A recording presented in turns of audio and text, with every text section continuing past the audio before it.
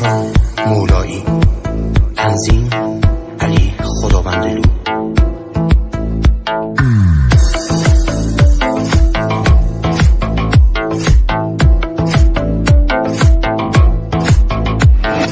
دمدمای صبح شده و از سر شب گفت شده، چشام رو عکسات تو گوشی.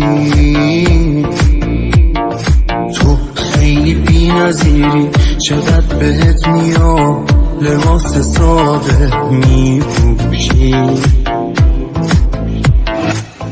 چه حس نابیه اون عکسایی که توش ادای جفتمون با خنده، یه دونه ای برام رفیق با مرام، شبیه تو مگه اصلا هست؟ تو فوق‌العاده‌ای، جذاب ساده‌ای، مگه داریم این همه زیبایی؟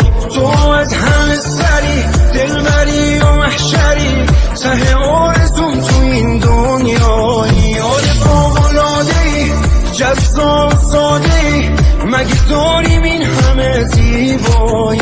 تو از همه سری، دلبری و محشری، ته آرزوم تو این دنیایی.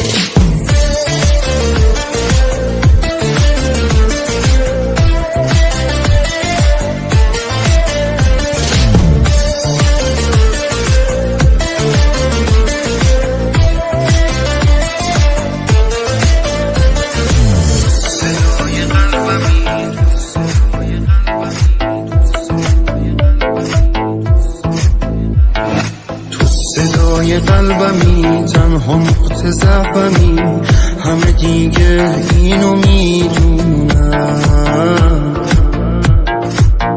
میگن دیوونه شد، چه عیبی داره خود، تموم عاشقا دیوونن.